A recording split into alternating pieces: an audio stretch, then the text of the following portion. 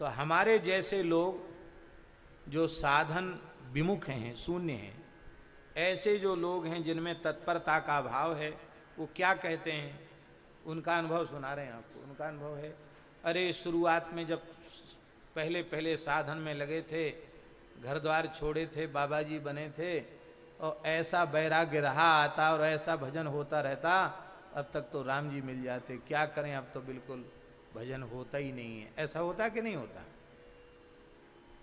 तो अब हमको अपने आप से पूछना चाहिए कि तुमको किसने बाधा पैदा कर दी साधन में, ये तो बताओ। प्रहलाद जी को साधन मार्ग में जितने विघ्न आए, जितनी बाधाएं आई, क्या उसका चौथाई भी किसी के जीवन में उपस्थित हो रहा है क्या? मीरा जी के जीवन में कितनी बाधाएं आई, उसका कोई एक अंश भी हमारे जीवन में बाधाएं हैं क्या? कोई बाधा नहीं है। बहुत सुंदर अवसर है, लेकिन फिर भी हम अपने प्रमाद के कारण निरंतर साधन से विमुख होते चले जा रहे हैं। इसलिए श्री रामानंदाचार्य भगवान कह रहे हैं कि तत्परता होनी चाहिए। और क्या होना चाहिए? बोले मुहुर्मुहु स्मरण में। ऐसा नहीं कि इतना बारंबार करते रहने पर भी मन में संतोष नहीं होना चाहिए। अरे कुछ नहीं किया, कुछ नहीं किया, कुछ, ये होना चाहिए निरंतर करने पर भी। क्या कहें महाराज, राजस्थान के संत दादू दयाल जी, बड़े नामनिष्ठ संत,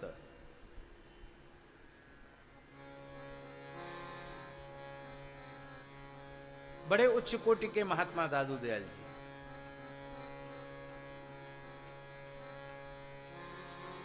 संत दादू दयाल जी, उनके संबंध में प्रसिद्ध है कि उन्होंने अपने जीवन काल में 1 खरब राम नाम लिया था। कितना? 100 करोड़ का 1 अरब और 100 अरब का 1 खरब। बहुत से लोग सोच रहे होंगे कि झूठ बोलने का ठेका आपने ही ले रखा है क्या?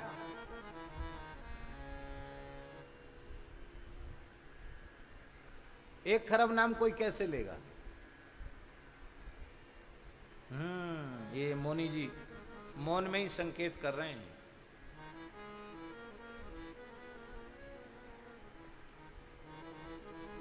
रोम रोम। हमारे कबीर साहब जी कहां गए? आए थे, चले गए? रोम रोम। ज्ञान गुदरी। नाम जब खुलता है, नाम जागृत होता है, तो उसमें महाराज जी उत्तमांग और अधमांग का भेद भी मिट जाता है। रोम रोम और हर ठोर से नाम प्रकट होता है। ठाकुर विजय कृष्ण गोस्वामी के जीवन काल की घटना है। श्रीधाम वृंदावन में वे विराज रहे थे। उस समय कुंभ की बैठक थी, जो वैष्णव कुंभ होता है वृंदावन में, उसका अवसर था। और एक जगह उनका पैर पड़ा तो वो तुरंत पीछे हट गए और भूमिष्ठ होकर उन्होंने प्रणाम किया। लोगों ने कहा, महाराज क्या हुआ? बोले, यहां कान लगाकर सुनो क्या है। तो कान लगा करके सुना, तो जो भी उनके साथ थे सबने कान लगाया वहां की रज में, तो महामंत्र बड़ी तेजी से चल रहा था। हरे राम राम राम हरे हरे, हरे कृष्ण कृष्ण कृष्ण हरे हरे। महामंत्र बड़ी तीव्र गति से। महाराज यहां कहां से आ रहा है?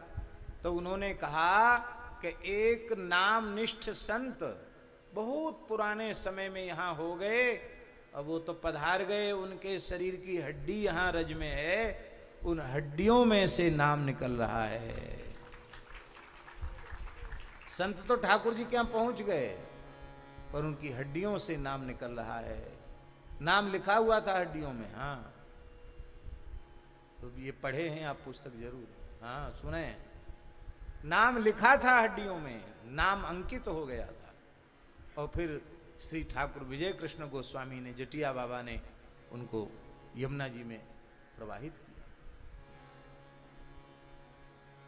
इसलिए कोई आश्चर्य मत करो कि कैसे हो गए।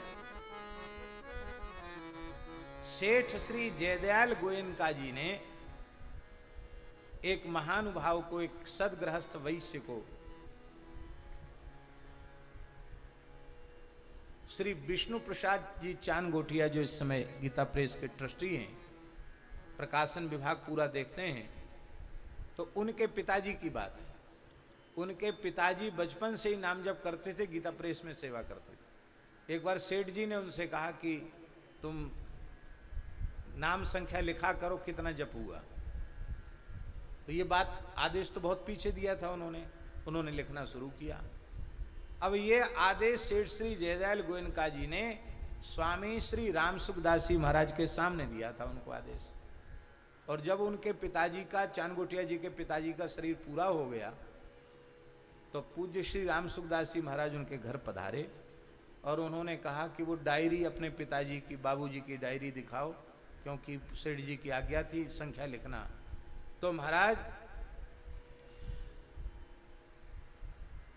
447 या 48 करोड़ नाम की संख्या लिखी थी। उसमें कितनी कितनी 447 या 48 करोड़। अब सोचो, माने 4 अरब से ऊपर। अब बचपन से ही जोड़ा जाए तो कितना किया होगा उन्होंने?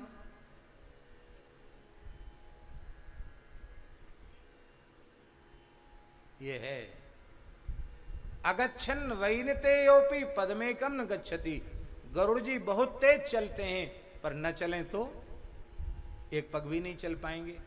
और चींटी बहुत धीमे धीमे चलती है, पर चलना शुरू कर दे तो महाराज कहां से कहां पहुंच जाएगी चींटी। हम लोग चींटी से भी गए बीते हों, लेकिन आज से, अभी से भजन आरंभ कर दें तो निश्चित नाम महाराज ही हमको भगवान के चरणों तक ले जाएंगे। भगवान के चरणों तक नहीं ले जाएंगे, भगवान को लाकर सामने प्रस्तुत कर देंगे।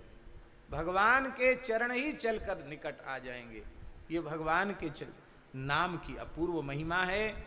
इसलिए बारंबार भगवान के नाम का स्मरण करना है, तत्परता से करना है।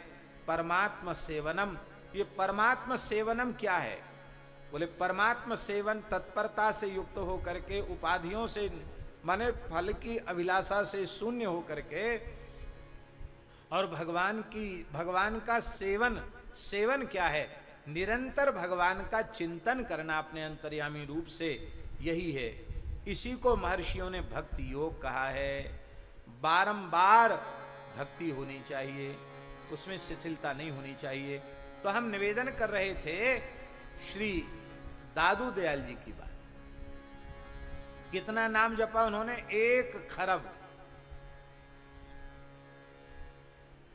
और जब वो भगवत धाम जाने लगे तो उनके नेत्रों से अश्रुधारा बहने लगी। तो उनके परिकर ने पूछा कि जय जय, आप रो क्यों रहे हैं? तो दादू दयाल जी ने अंतिम साखी कही, बहुत प्यारी साखी। देह हवाले हो रही। अब देह पंच तत्व के हवाले होने वाली, पंच तत्व में मिलने वाली है देह। देह हवाले हो रही, हौस रही मन माही। दादू जैसा नाम था वैसा लीना नाम। जीवन की अवधि तो पूरी हो गई, पर जैसा राम नाम हमें लेना चाहिए था, जैसी नाम की महिमा, वैसा हम नाम ले ही नहीं पाए। हम यही असंतोष लेकर जा रहे हैं कि हम ठीक से राम राम नहीं कर पाए। और हम लोग भूले भटके भी 6000 जपले में तो बड़ा अहंकार रखते हैं कि ये तो एक माला भी नहीं जपता, हम 6000 तो कम से कम जपते हैं, हम इतना लाख जप लिए हैं, हम इतना करोड़ जप लिए हैं। एक नाम भी मुख से निकला हुआ व्यर्थ नहीं है, पर नाम का प्रसाद क्या है? नाम का प्रसाद क्या है? नाम का प्रसाद है अनुराग। और मिलहि न रघुपति बिनु अनुरागा, मिलहि न रघुपति बिनु अनुरागा, किए कोटि जप जोग विरागा, किए कोटि जप जोग विरागा। अनुराग जग जाए, प्रेम हो जाए, निश्चित प्रेम हो जाएगा, इसमें कोई संदेह नहीं है। इसी को भक्ति योग निष्ठ महर्षियों ने भक्ति कहा है। और ये भक्ति के अनेक भेद हैं, अनेक भेद हैं भक्ति के। वाल्मीकि, पराशर, वेदव्यास प्रभृति ऋषियों ने और भक्ति के अनेक भेद बताए हैं। देखो, कर्मयोग भी अनुपयोगी नहीं है, ये सब भक्ति योग में उपयोगी है। कर्म योग से चित्त शुद्ध होता है, इसके पश्चात ज्ञान योग से परिशुद्ध आत्मस्वरूप का साक्षात्कार होता है। और परिशुद्ध आत्मस्वरूप का साक्षात्कार जब होता है, मैं देहादि से विलक्षण विशुद्ध कूटस्थ चैतन्य प्रत्यगात्मा हूं, इस प्रकार का जब भाव हमारा बन जाता है, तब फिर भक्ति उत्पन्न होती है। ये विशेष बात है, तब भक्ति उत्पन्न होती है। स्वरूप ज्ञान होने से भक्ति होती है, स्वरूप ज्ञान होने से भक्ति होती है।